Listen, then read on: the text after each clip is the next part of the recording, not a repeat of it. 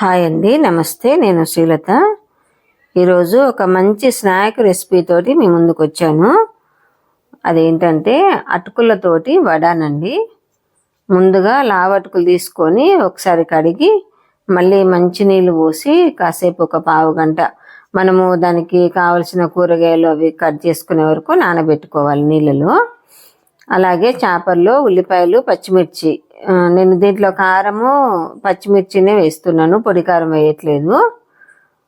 మనం కావాలంటే ఉల్లిపాయలు కొంచెం పెద్ద సైజు కూడా కట్ చేసుకోవచ్చు, కాకపోతే ఇట్లా చాప్ చేసి చిన్న ముక్కలుగా వేస్తేనే బాగుంటుందని.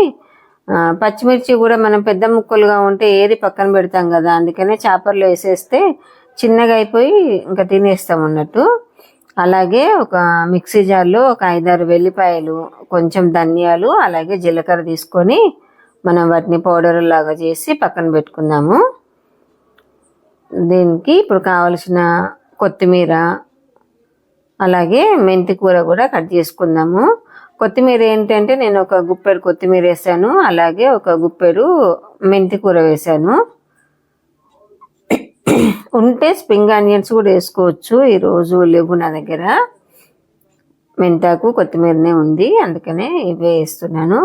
ఈ కొత్తిమీర ఉన్న మెంతాకు కూడా మనకు కావాలంటే చాపర్లో కూడా వేసుకోవచ్చు, ఇంకా కొంచెం చిన్నగా కట్ అయితే అన్నట్టు. చూసారా, ముందు మన నానబెట్టుకున్న అటుకుల్ని చక్కగా చేయితోనంతా వాటర్ పిండేసేయాలండి. మనం చిల్లుల గిన్నెలు వేస్తే వాటర్ పోతే కానీ అటుకులలో ఇంకా మొత్తం వాటర్ పోవు కదా, అందుకని ఇట్లా నేను చేతులతో గట్టిగా పిండేసి పక్కన పెట్టుకున్నాను.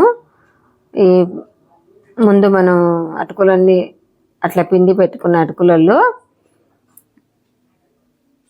మనం ముందుగా చాప్ చేసి పెట్టుకున్న ఉల్లిపాయలు ఉన్నాయి కదా, ఉల్లిపాయలు, పచ్చిమిర్చి, చూసారా అటుకులు కూడా ఎంత తెల్లగా అయినాయో. మనం కడిగి పోసుకుంటే ఇవి వేసేస్తున్నాను, ఉల్లిపాయలు, పచ్చిమిర్చి. అలాగే మనము ఇప్పుడు ధనియాలు, జీలకర్ర, వెల్లిపాయ కూడా చేసుకున్నాం కదా పౌడర్ లాగా, అది కూడా దీంట్లో కలిపేసుకోవాలి. చాలా టేస్టీగా మాత్రం ఉన్నాయండి ఇవి మాత్రం, అటుకుల వడ. అది కూడా కలిపేసుకొని మనం కట్ చేసి పెట్టుకున్న కూరగాయలు, ఆకుకూరలు ఉంటాయి కదా, కొత్తిమీర, అలాగే మెంతి కూర, అవి కూడా దాంట్లో వేసేసుకోవాలి. అలాగే నా ఛానల్ సబ్స్క్రైబ్ చేసుకోండి, లైక్ చేయండి.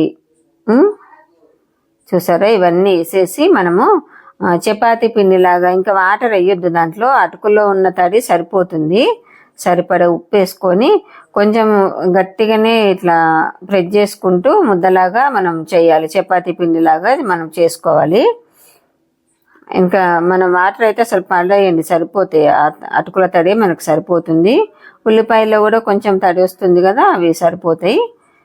ఇప్పుడు ఒక మూకుడు పెట్టుకొని దాంట్లో మనం ఫ్రైకి సరిపడే నూనె, నేను ఈ ఫ్రైలకు నూనె డీప్ ఫ్రై చేయడమే చాలా తక్కువ, చేస్తే మట్టుకు వాటికి సరిపడనే వేస్తానండి.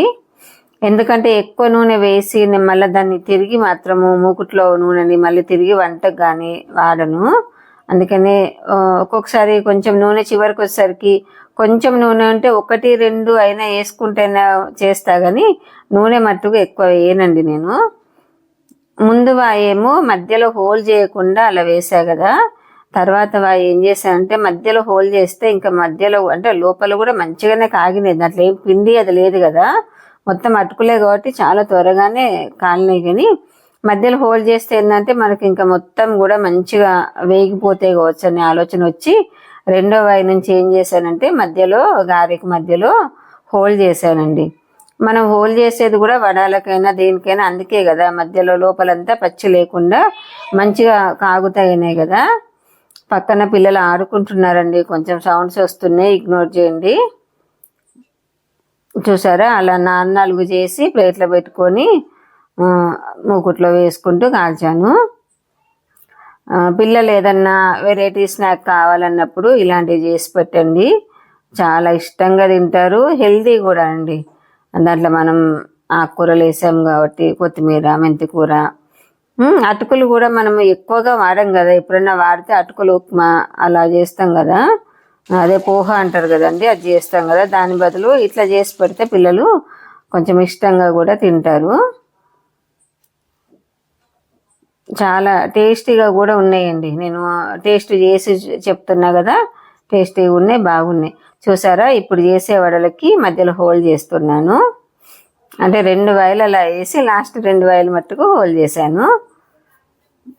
ఓకే ఫ్రెండ్స్, నా ఛానల్ సబ్స్క్రైబ్ చేసుకోవడము, లైక్ చేయడము మర్చిపోకండి.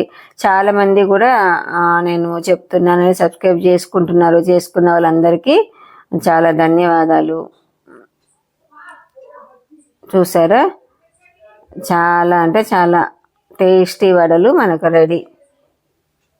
మరొక మంచి రెసిపీతో, మంచి వీడియోతో మళ్ళీ మీ ముందుకు త్వరలోనే వస్తాను. Bye friends, bye bye.